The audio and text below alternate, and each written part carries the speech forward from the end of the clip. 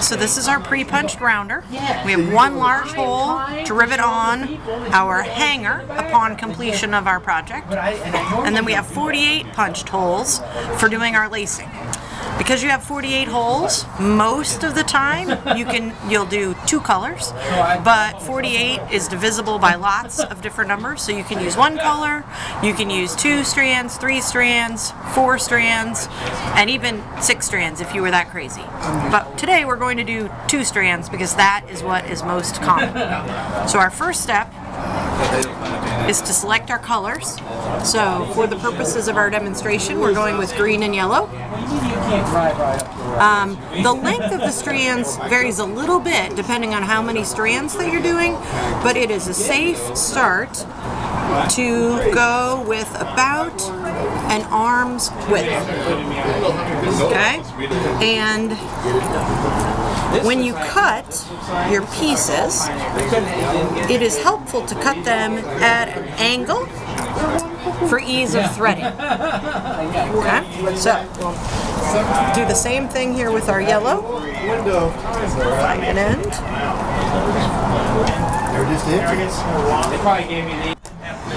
Now we're ready to begin lacing. So we're going to take 2 of our ends. Now, basically there is a very smooth side, which is going to be the back of your patch, of your rounder, so that it can be easily signed with a pen, okay? The slightly more rough side is going to be the side that you adhere the Firecrafter patch to. So you want to begin with the rough side towards you, okay? And I like to start lacing on the opposite the hole, the rivet hole, so that your ends don't get in the way of trying to put on your rivet. Okay? So I'm going to start by passing my 2 colors through adjacent holes from the back towards the front, like that. And I'm going to leave a tail on it long enough that I can comfortably hold with my thumb. And then I'm prepared to begin lacing. So my starting lace is to make a loop, okay? And to make my loop, I bring it towards the front, around in a circle, over itself, and then I'm going to tuck my end through from front to back. Okay. I am shocked and I'm gonna twist my lace so that it lays flat. That's the sort of thing that you'll learn with practice. Okay. I'm gonna pull it a little bit tighter, okay, because I don't want a big long loop. Now I'm ready to begin my second loop, and my second loop is going to come towards the front, around and under my first loop, and then back over itself. And then I'm going to bring my end, and I'm going to tuck it back through from front to back, just like I did the first one. I love that. I do too. Okay. Like we have so few good, decent traditions. There we go. Okay. Alright, so now I'm ready to begin lacing in earnest. So I'm gonna get my end, and I'm going to bring it to the front, and I'm actually going to pass under the X formed by the prior color. Okay, so there's an X here formed by the yellow. The green comes underneath, going front to back. I'm going to pull it all the way through. Okay, until it's comfortably snug, and then I'm going to bring it back around towards the front and go through the next hole going front to back. Oh, nice. So you should start to see the beginnings of my pattern. Then I'm going to go and I'm going to take the other color, find my end, and I'm going to go under the cross formed by the prior color.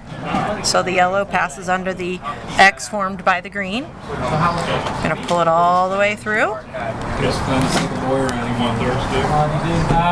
He did. I think he did. And then I'm going to bring my end back around to the front and go through front to back on the next hole. So now I've got my first 4 stitches. Now I'm going to need to continue to leave myself a reasonably healthy loop here on the end. But once I start to get into the second pass on each color, I'm going to want to snug these down and pull them a little bit more tight before lacing with them again. See, so I'm going to pull my green down a little bit tighter, but I want to leave the yellow loose enough that I'm able to pass underneath the X. So I'm going to tighten the green, get the end, come to the end of my green, pass it under the yellow, pull it all the way through. Well, I've had several people say something about that.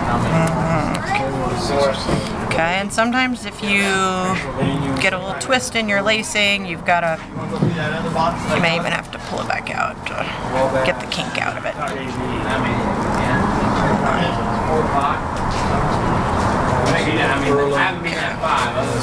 Okay, well I got to go before that. Okay. And then again, back towards the front and go through from front to back. Now I'm going to tighten the yellow just by kind of pulling it a little bit more snugly. And then go to the end of my yellow, pass it under the X formed by the green, pull it all the way through, and then bring my yellow around to the front and go through front to back on the next hole. And you will proceed in this fashion all the way around the rounder.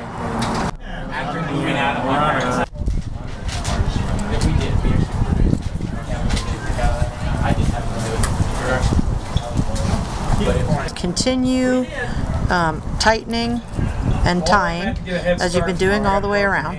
Okay, so it's simple enough while you still have open holes. You just keep tying, tuck it through the hole. Okay, so then when you run out of holes, the first thing you're gonna do, you're gonna do your last stitch just as your second to last stitch just as normal. The situation is that when you come around to the front and you're trying to go through front to back, you got to hold on to your tails while you pass it through that same hole. Okay, so you should see, okay, that it's the same. Now I'm going to tighten up my yellow. Okay, and this is the only one that's really tricky. Rather than just going under the X here, my first step is to come up through that little loop that I have left from when I started. I'm going to come up through the loop. Okay, make sure all of this lays real nice. Okay, up through the loop, and then I'm going to go under my X. There. Come around, and then I'm going to go down through the loop. Okay, and this one can be a little bit tight, so you got to kind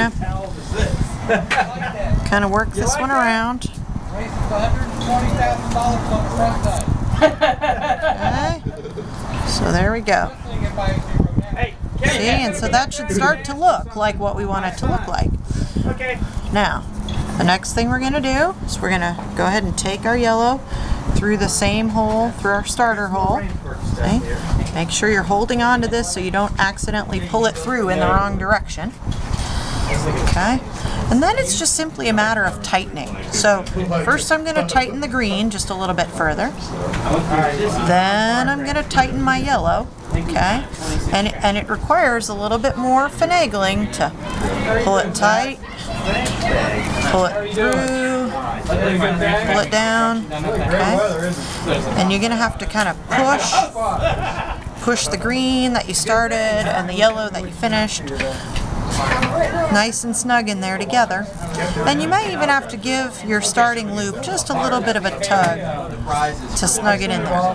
But you should, in the end, not really be able to tell where you started and finished, other than the loops on the sides. Okay? There are a couple of ways to finish our ends that are now on the back side. Okay, this is the back side. If you'd like to use a tool, you can feed these ends underneath the strands here for some distance, okay, and just sort of tuck them. Personally, I feel like that's too much work. So what I do is I go to the hole adjacent, so I take my green one hole adjacent and pull it forward from back to front, and I pull the yellow one through an adjacent hole from back to front. You not pay attention. Because the thing to keep in mind is that all of these strands will then be covered by my patch when I put it on. So it looks tidy on the back, and my ends are finished on the front. So then my last step is to cut my ends off. Okay, we want our hanger on the outside, so we're going to hold our hanger behind the rounder. We're going to come through from the front with our post because we want the unfinished base to be on the inside, again, where the patch is going to be adhered over the top, so that we have the finished button side of the rivet on the back. Okay, so we've got button base, hanger, rounder, post. Okay, and in order to utilize the riveter, we lay our button base on the riveting base and put our riveting tool on the back side, and we hammer.